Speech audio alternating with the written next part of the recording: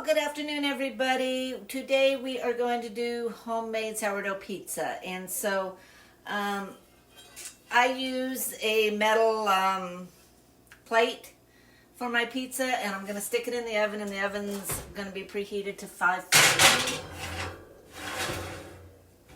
And so you can use a pizza stone too if you want, but that's how I do it.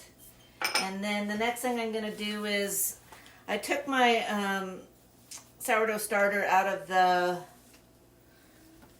fridge yesterday, and I fed it, and then in the evening I started my dough. And I use a standard loaf dough, but then after it's kind of set, after its first rise, I divide it in three. And so this is my dough. It won't come out. Surprise, surprise.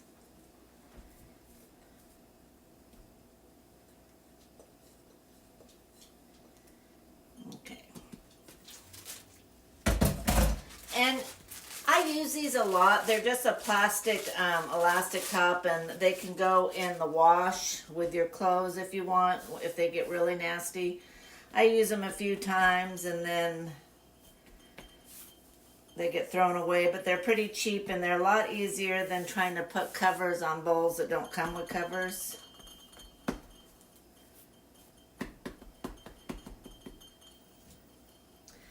So, a couple things I've found doing pizza is, one, you don't want your dough too thin or it'll tear. And the other thing is, it's really a good idea to kind of pre-cook your crust before you start layering on all your toppings, because otherwise the crust gets wet and it just kind of falls apart and it doesn't work out very good. So that looks about right. And then I kind of like to just squeeze a little edge around it.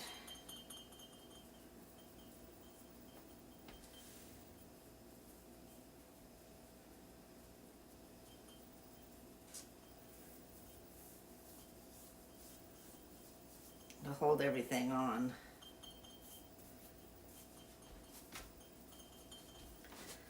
And these are more like a personal size. You can buy a bigger plate and do full size. I'm just one person, so that just doesn't make sense. And then this is cornmeal.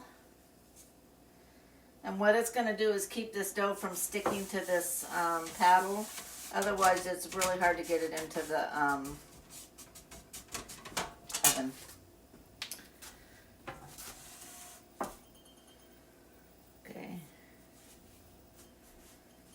So I'm just going to let this rest over here for a little bit while the oven heats up. I hope you're all doing well today. And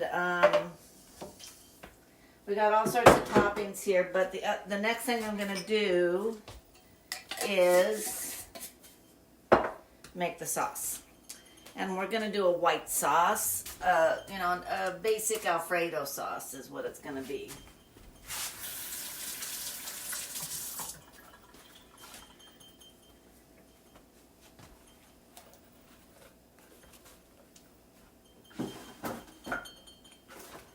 Okay, so for that, we're going to start with butter. And I'll put the whole recipe in there. I don't need that much, so I'm going to be cutting it down. But basically, it's a stick of butter and 3 cups of cream and a cup of Parmesan. And I'm also going to use some ricotta. So, and then some fresh garlic and some spices. And again, traditionally, you don't necessarily add the spices, but I'm going to. So on the pizza, we're going to have chicken and cashews, and while this butter's melting, I can work on those cashews. So cashews are pretty soft nut. So I'm just putting it in my pestle and mortar, and we're gonna just kind of make them a little bit smaller pieces. Because again, it's not a very big pizza, so I don't want big chunks of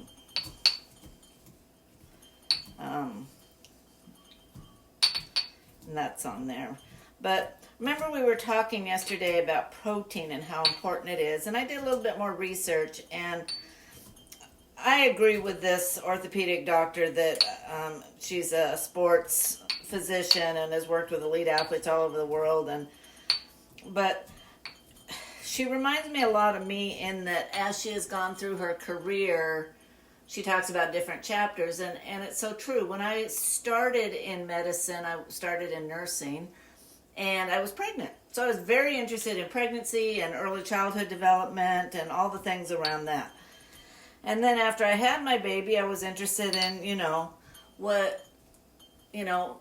breastfeeding and how that impacts your body and again, early childhood development and things. And so what I found is as my life has progressed, as I started approaching, perimenopause, that became interesting. And now that I'm postmenopausal, how do I maximize my health and wellness at this point in life? And I don't think that's uncommon with people to continually kind of seek out the information that's most pertinent to their stage in life. But anyway, she's perimenopausal now, and so she's looking at the effects of that, and she's also has been a distance runner and an athlete just like I was most of my life. And so she's talking about the need to maintain bone mass, and that for women we stop putting down bone mass for the most part at about age 28. So that means that for us mothers and fathers, we need to really encourage our kids to be out there and being active and doing exercise to build bone mass. And the really scary statistic that she gave, and I looked it up, and indeed it's quite true, is that 1 out of 2 women are going to have a bone fracture after the age of 50. And a lot of those are going to be hip fractures. And of those people, like 30% don't get back to their pre-function, and I want to say 20% die. So hip fractures are horrible, and they don't die from the fracture. They die of complications from it, like pneumonia and that type of thing, generally speaking. So what does that mean? That means that it's really, really important to feed your bones and muscles, and that you stay active. And calcium, yes, it's important, but it's not the only thing. You also need magnesium. You need all the other minerals that go into it. And so I think it's really important that we not get behind on that.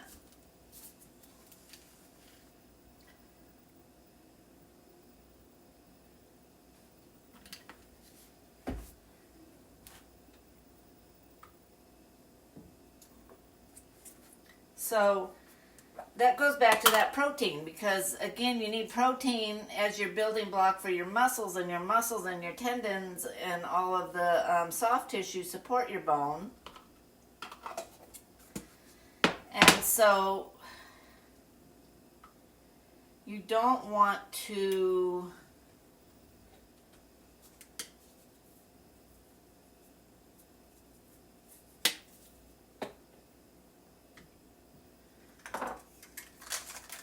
not have support there either, because that's going to lead to a fracture. And we talked a little bit yesterday about your muscles store extra glycogen. So the liver stores some, but it can't store very much. Then your muscles, which are a much bigger part of your body, store the rest of it. And what isn't able to be stored is transferred into fat. And your body doesn't really like to pull it back out of the fat. So it's kind of like you have a pantry and it's full of food and somebody puts a lock on it. So you really want to make sure that you're not getting more circulating sugar, more edible sugar into your body that can't be stored in your muscles and your liver, if that makes sense. So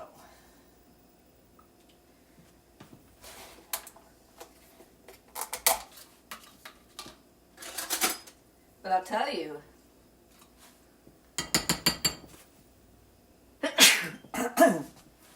that statistic, 50%, that is really a scary statistic. And I think about, that's at the point we are now.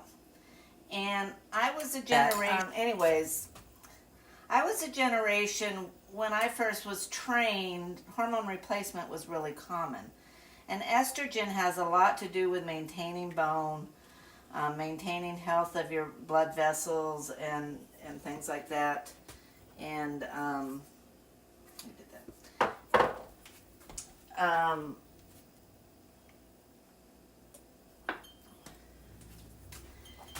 and so after the nurses' health study was done and they decided that estrogen was bad and that it caused cancer and all this craziness, and we stopped prescribing it, it really, it never totally went away, but it got very hard for people to get it.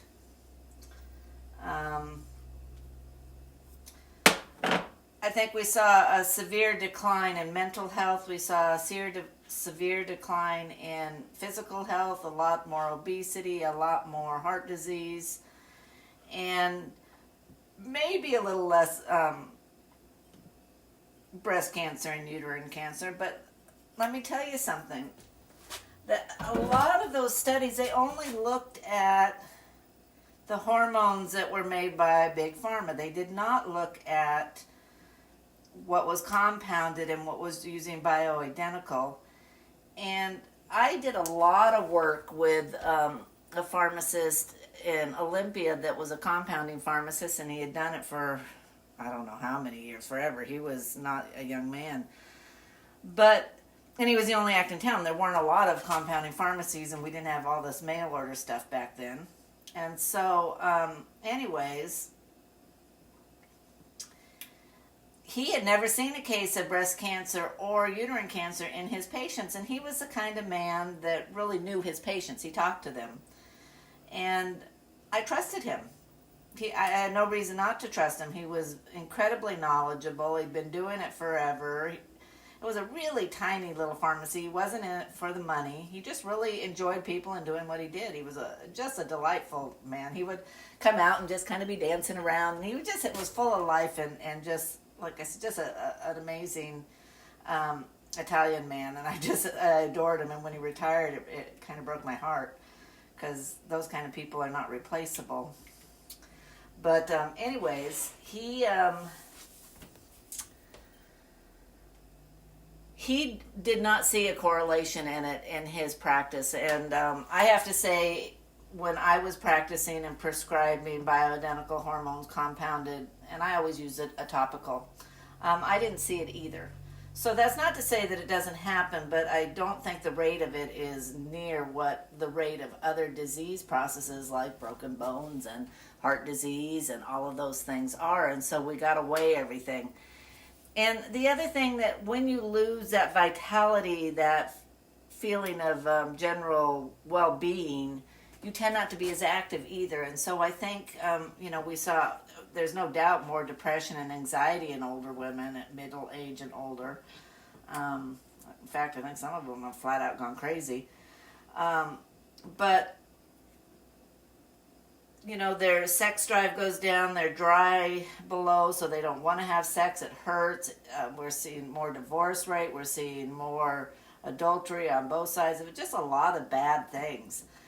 And I think that the menopausal transition when I was trained was much less noticeable. People just kind of stopped having periods, but they got hormone replacement and life went on. You didn't see big weight changes, you didn't see big mental changes, you didn't see, I had accountants that said, I can't even add and subtract anymore, and this is my profession. it really does impact our mental state. So the bottom line is, I don't think women should be so afraid of hormone replacement, but they should look at the route that they're doing it. Choose a bioidentical that's real. Like progestin is not progesterone. It's just not. So when they give you a prescription for progestin, it doesn't work in the body like progesterone does. In fact, it causes all sorts of chaos. So I would not use it. I would find a natural source of progesterone, and they're out there. Again, your compounding pharmacy can help you out with that. It's even available over the counter, believe it or not. If you don't have a uterus, you don't need progesterone. It might help with producing other hormones in your body, because progesterone does tend to be converted into estrogen and testosterone and other hormones that the body needs. But the one that you really need is estrogen, and there's estriol and estradiol, and you really need both. And there are over-the-counter ones that you can get that aren't too bad. Biased, actually, I find works quite well. It's almost, I would say it's pretty doggone close to what you can get from a compounding pharmacy through your doctor. So if you can't find a provider that wants to help you out with that, that's available over the counter. You can even get it at, on Amazon. So anyways, that's your white sauce. And I'm just kind of letting it thicken up here. So not hard. I'm going to turn that off.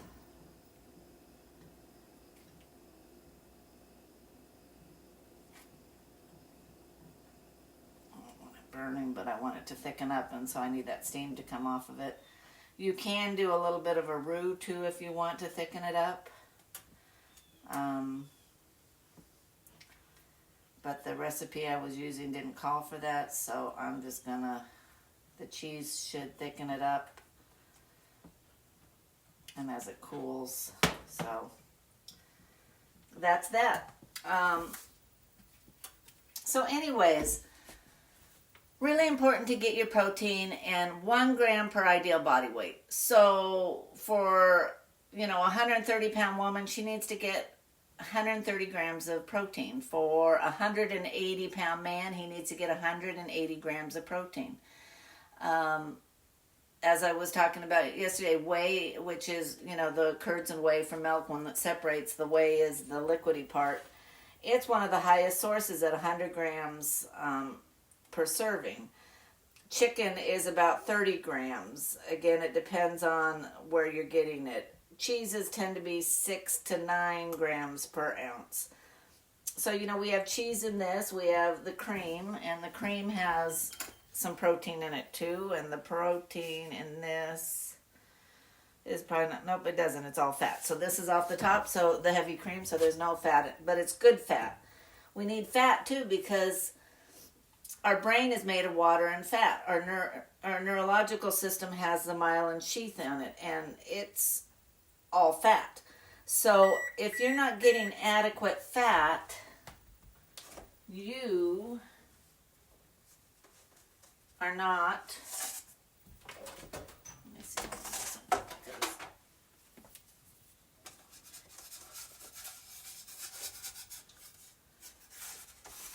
it's really, I find that if I don't, these really don't like to come off the onto the steel. It's real easy, and then I end up with funny shaped pizza. So it doesn't take very long. I'm just a minute or two in there to kind of pre-cook, and then we'll load up all the toppings. So you want your diet high in protein, and I would actually design your meals around protein, then real natural fats like butter and milk and cheese and olive oil and avocado oil and coconut oil and your tallow. And stay away from the seed oil, stay away from the monounsaturated, and the trans fats are the worst. And the reason that some of those seed oils are so bad is because they convert, if they're not already trans fats, they flip and they convert to trans fats. And so that just causes all sorts of problems in your body, lots of inflammation. And that inflammation causes your insulin levels to go up, and that inflammation causes your cortisol levels to go up. And then we get into that whole routine of high insulin, and so the body creates more insulin, and then the cell gets resistant to the insulin, and pretty soon you're a type 2 diabetes, or worse, a type 3 diabetes, which is Alzheimer's. So we don't want to go down those roads. We want to prevent it, and we can do it through diet. So in this meal, we're getting, there's cheese in this, so there's protein in that. My cashews have protein in it. My chicken has protein in it. We're going to add more cheese on top of it. So it's a pretty high protein meal. As far as fats, all we're using is, milk and cheeses and what might be in the chicken. And it's a pretty lean chicken breast, so it's going to have minimal. Then I'm adding mushrooms, which are a brain food. I'm adding spinach, which is a brain food. Some jalapeno peppers, because I like things spicy. And some green onions. So, you can add whatever you want on your pizza. That's the fun thing about it. It's whatever you want. But I'm going to show you here that it really doesn't take that long to make this. And this is all from scratch. So, we'll let it cook just a little bit longer. And garlic, because it's great for your immune system and neurological system, and your heart, it helps to reduce high blood pressure, and it's just good stuff. It keeps you healthy. And again, I'm wanting to feed my gut as well, so that's why I have the fiber from the spinach, and the sourdough bread is fermented, and the cheeses are fermented, and my goal is to get 10 different fermented foods in every week. And so we've talked about that. So, it's things like sauerkraut and cheese and yogurt and vinegar and sourdough bread and kimchi and a lot of your Asian foods are fermented. So, just the bigger variety you get, the more likely, even beer is fermented, the more likely you're going to have a healthy gut, because what that fermentation does is it stimulates and feeds the bacteria in the hindgut, which really gets kind of left behind a lot of times. And so,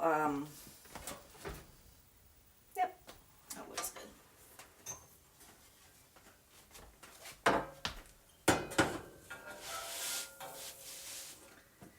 And you'll see it's no longer flat, but that's okay.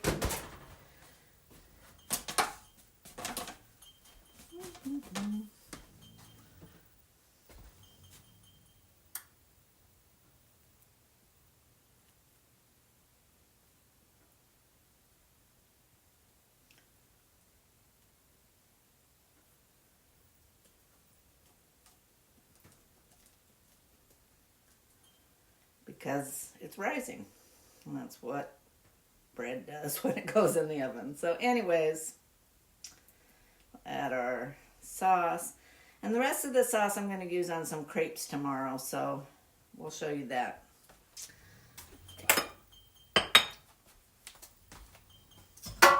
And then I want this, add a little seasoning. Seasoning. We're gonna do our chicken.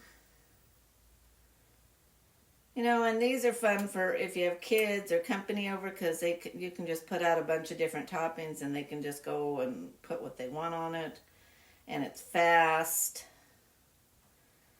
You saw that only took about a minute.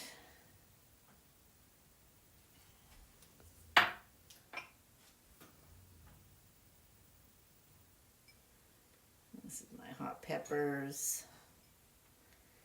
And again, I know a lot of you don't like spicy. I do.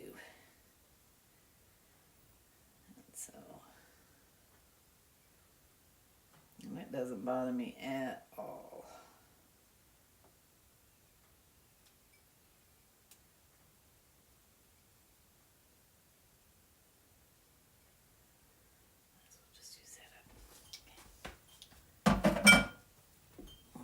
fresh garlic.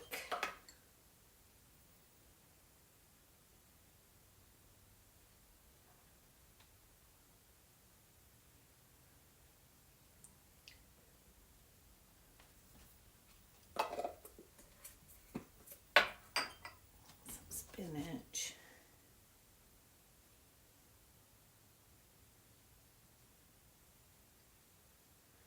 So I hope everybody's doing well. I don't know what weather's happening around everywhere, but it turned cold here again. We are getting some warmer weather in, and I sure am looking forward to that because it's amazing how much more energy I have when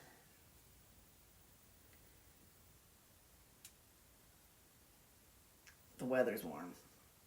It gets cold and my energy level just goes. So, maintaining bone mass so you're not fracturing, you really need to exercise. And you do not need to have a gym membership. You do not need to have any special equipment. I didn't spend very much on those dumbbells I have. I think it was about $35, and I figured compared to being weak and overweight and all the things that go with that, it was a good investment. But, you know, you don't have to do that. You can use a water bottle.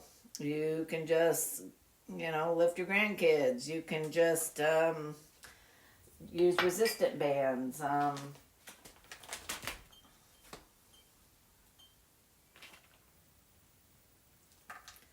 isn't this a loaded...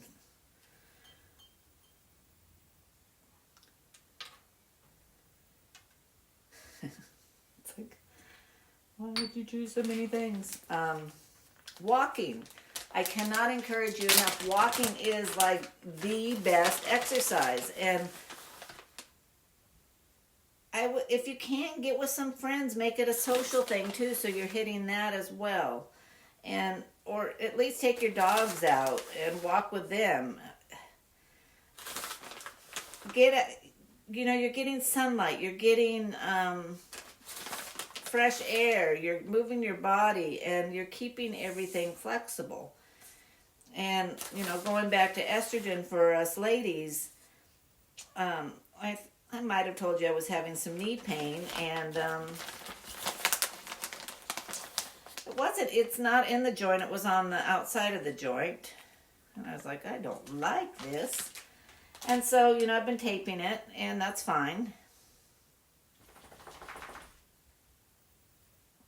So this is provolone, which is similar to mozzarella, but not. And it's a smoked provolone, so I like the added cheese on there. Okay, and there we go.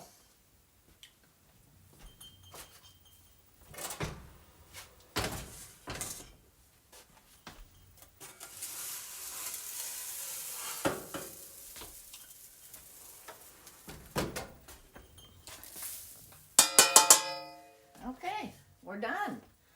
So that's it. I'll show you in a couple minutes. It'll be all done and we can eat. But I like homemade pizza because it is fast and it's healthy, and there's no chemicals or preservatives in there. It's just the real stuff. And so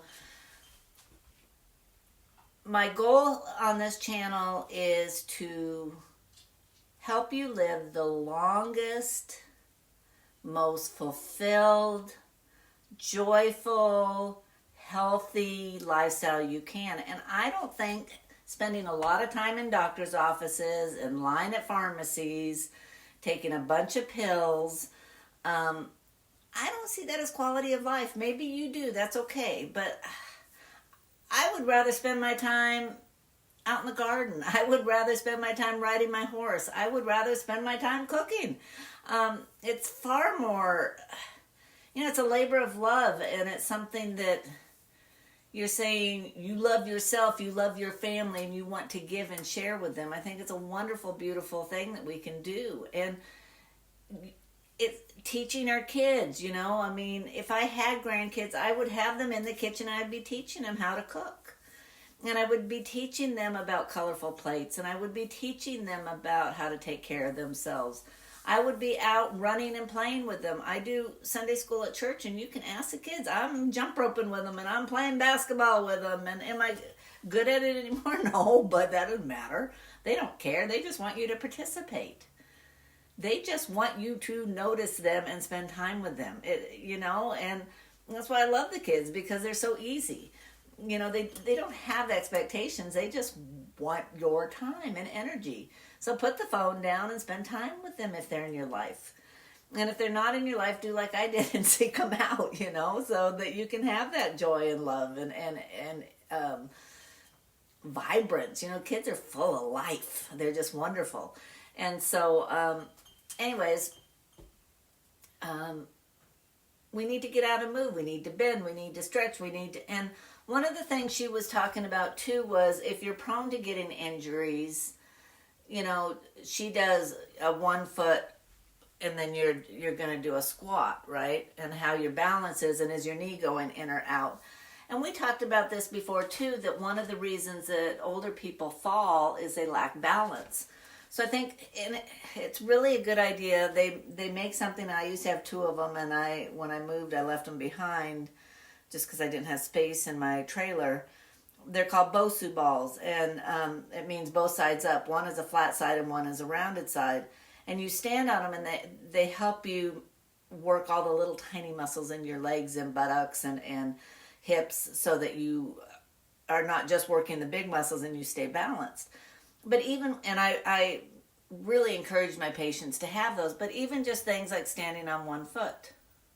See how long you can do it. Okay, now stand on the other foot. And if you're prone to falling, stand somewhere where you can, hold on. And the other thing I found is, without really putting weight on it, just barely touching this will give you a whole lot more stability. And I'm not really using it to lean on, but there's something, I don't know if it's in the brain or where, but it really makes you able to do it longer. And pretty soon you don't need that crutch. But you need to get good at moving your feet, right? Having good foot, right? Because anybody with dogs knows how fast they get under your feet. You need to be able to catch your balance so that you're not falling. You need to be able to just be strong, okay? So we're talking a lot about physical strength. Oh, my goodness. This is going to be a funny-looking pizza. It's really crowning up. That's okay. I probably should have put a little slice in it or something to prevent that, but it's all good. I'm not a restaurant. I'm just feeding myself. And so, anyways, so we're talking about physical strength and maintaining our bones and muscles. And the other thing it does is our muscles are where we produce energy. And when we produce energy, we burn more glucose. So when we burn more glucose, we're pulling the fat and we're burning more fat. And so we're staying lean. And so if you're finding that you're not able to lose weight, it might be that you don't have enough muscle mass and that you need to produce more muscle. And that's why athletes can eat, thousands and thousands of calories and all the food you put in front of them, and they never gain anything because their muscles are just constantly burning, right? Kids, the same thing, because they're growing and they're making muscle in their bone, and, they can eat a lot without necessarily putting on weight. And we've talked about, it being healthy foods. Don't forget your spiritual food, okay?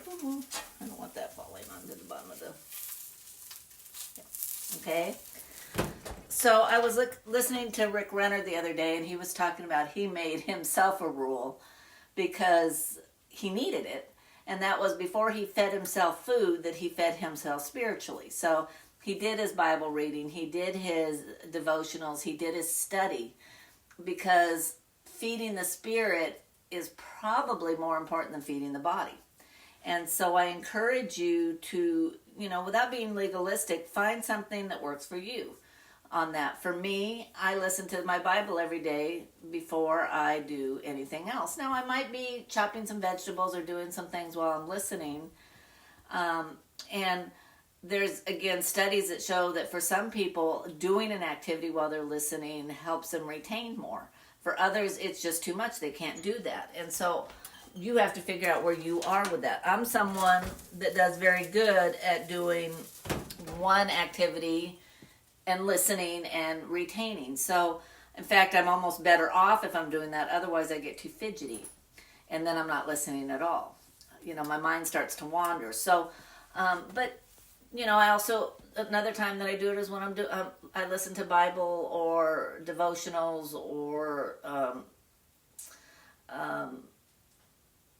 worship music when I'm doing my barn chores. And again, it's mindless activity, but each scoop of poop weighs, you know, about 20 pounds. And so I'm scooping and, you know, I get, not 20 pounds, probably more like 5 pounds. It's not, one wheelbarrow is well over 50 pounds. That I know, because I know that by what a bag of grain weighs.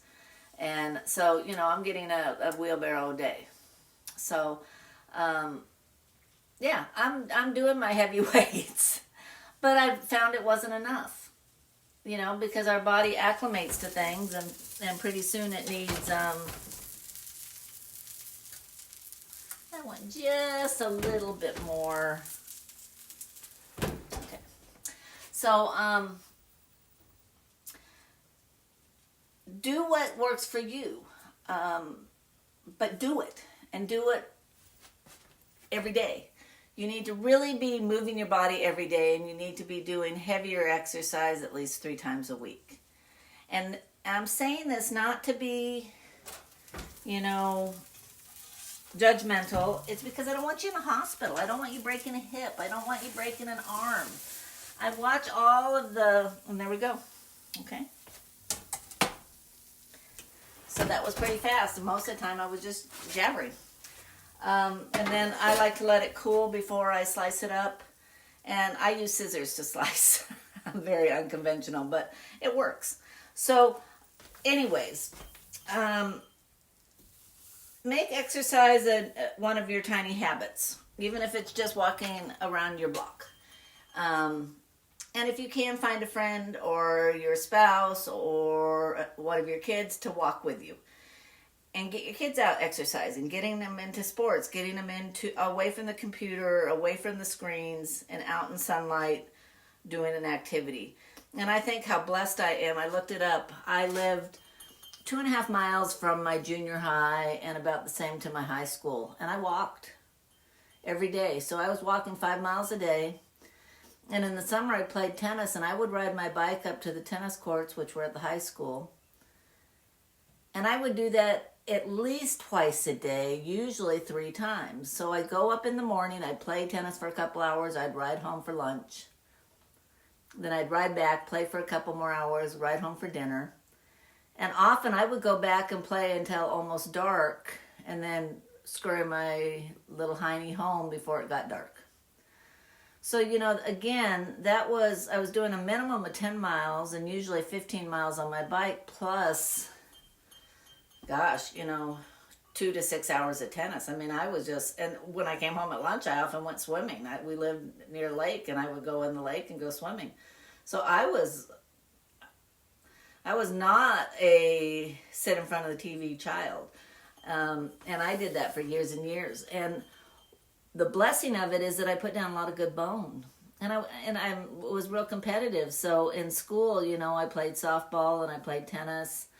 And then I always had PE classes, and I was always in the weight room with the guys, and we had like a president's physical fitness kind of thing, and we had, you know, that we did step ups, and we did, you know, 50-yard dashes and various things, and I held several of the records for a long time because I was so doggone competitive. I was a little tiny thing. I didn't even weigh 100 pounds when I got out of high school, but I liked to win. But what it did for me was it set down a good base. And so now, even though I got away from fitness for a few years, far too long, getting back into it isn't quite as hard because I have a base for it. And on my knee thing, I told you that I switched back to my other estrogen, and my knee pain is going away. I think a lot of it is a tendonitis from a lack of estrogen. And so, you know, 2-3 days into it, getting back to my old brand, I'm like, oh, wow, I can actually sleep. And that's really where it was the most problematic, was that it was keeping me up at night. So pay attention to those things. Talk to your doctor about it. And don't just assume that it's a physiological as far as you injured yourself. It may be that your hormones and your mineral balances are out of whack. And a lot of times we'll see problems with people because they don't have enough magnesium, or they don't have enough calcium, or they don't have enough, B vitamins, or they don't have enough of, another nutrient that the body needs to produce, to do the chemical reaction in the body to maintain that. And so we want to throw medications at it, but really where the problem is that the building blocks aren't there. So look at that. I take magnesium every day because 85% of people are deficient in it. And I was having leg cramps, and I was having sleeping issues. And I found that when I got my magnesium levels up, all of that stuff basically went away until I had the knee pain. And that was an estrogen thing. So, none of it is physiological disease. It's that I was out of balance on my nutrients and minerals. So, I recommend taking vitamin D unless you're out in the sun all day. And this time of year, very few of us are. Omega-3s, our body can't make them. And it's impossible to eat enough unless you're eating salmon like 2-3 meals a day, every day, to get enough from your food. The same with vitamin D. Yes, you can get it in milk, and yes, you can get it in salmon, but you're not getting enough, not anywhere near enough. And again, magnesium and vitamin D are pretty much present in every cell function out there. I mean, in well over 200-300 functions. So when they're not there, your body's suffering. Omega-3s has a lot to do with your cognitive. So if you're not getting enough omega-3s, you're going to see a deterioration in your mental function. And who wants that? I mean, one of the questions that this doc was talking about was, what would you rather have, a functioning body at 90 or a functioning brain? And for me, it would be a brain. I mean, I can't imagine being so forgetful and out of it that you don't know what's going on. That would be horrible. That would be like being in a prison in your body. It would be terrible. So, and use your brain. Do puzzles. Do, crossword puzzles, or, I do these string puzzles because I have to think spatially then. I have to think about how they unwind and do this, and it's timed. And I find that it does help my ability to think. Reading, get the books out, especially, spiritual books on, the Bible first and foremost, but, commentaries on things that you're not understanding in the Bible. History, because they're trying to change history on us, and you need to know what the real history is before all those books are wiped out. When I think of the book 1984 and the Ministry of Truth and how they were getting rid of books and how they were changing history and they were rewriting things, we're living that now. And if you're not aware of it, it's just going to right over your head, and pretty soon you're going to be so indoctrinated you're not going to know truth from fiction. And the number one warning Jesus gave us for the end times is, do not be deceived. And it was, do not be deceived. So that's a pretty firm warning, and we need to take heed to that and reassess everything you've learned and been told and see, was I told the truth? Because let's face it, like the food pyramid, we were not told the truth. On eat lots of carbs and very little protein and very little fat. Fat's bad. Not the truth. So there's a lot of things that all of us, including me in my medical training, were lied to. And we believed it. And then when you go back and look at, why did I believe that? It doesn't make any sense when I look at the function of the body. Sunscreen. To this day, I can remember it be the Holy Spirit telling me. I was driving in my car to a horse event, and there was a talk on vitamin D on the public radio on Sunday. It was, the music went away, and it was just, different lecture kind of series. And he was talking about how vitamin D worked on, 200-300 functions in the body. I'm like, wow, that's pretty important. And then I thought about sunscreen, and the Holy Spirit said, yeah, what do you think about that? And I was like, I don't think it's good. Why are we blocking our main pathway for a vitamin with chemicals that have never been tested, and we're slathering it on, and the skin is our biggest organ, and we don't know what these chemicals do in the body, and we're putting it on every hour, and we're blocking what we really need. And yeah, I think that's really bad. I don't think that sunscreen's good, and so I stopped wearing it. And I never was a big sunscreen wearer anyways. I was too busy to stop and put it on. But again, how blessed I was that I was different, and that I listened and I took heed to it. And my colleagues thought it was crazy. What do you mean penny vitamin D? It's in milk. Forget about it. But when you look at it, when you really looked at it, there wasn't enough in milk, and our body wasn't utilizing it very well. And God had designed it so that we would be out in the sun, and we would be outside in the fresh air, and He gave us everything we need. So why do we keep trying to replace it? Why do we keep trying to put something imitation in there instead of the real?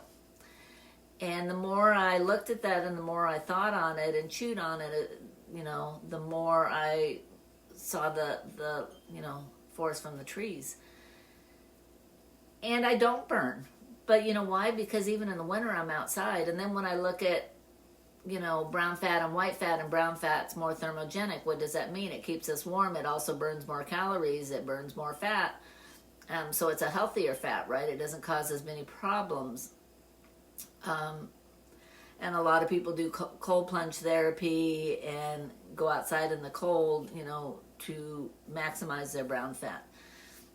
And I think about, well, I'm outside in the cold doing farm chores. So how my style of life has impacted me in a way that was healthy that I didn't even know. I don't need to do a cold plunge. I go outside in, 20, 30 degree weather, taking care of my horses and riding and stuff.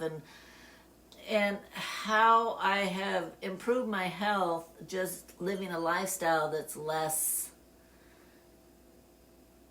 conformist.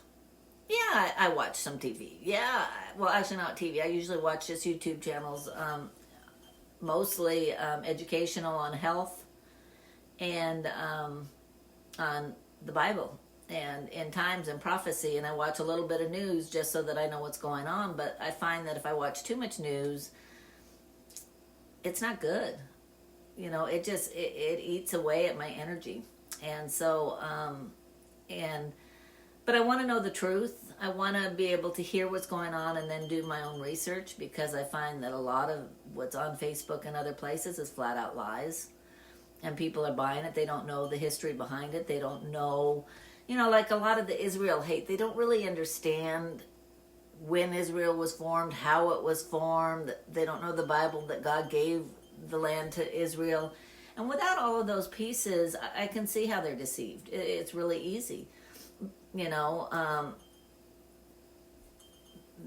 narrative from Hamas and Palestine about we're starving, and then right now it's Ramadan, and they fast during the day and then they eat at night, and they're having these big huge feasts.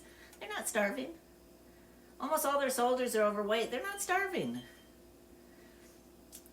But when you look at some of the prisoners that they had, and they're they look like they came out of Auschwitz or Dachau. They're emancipated.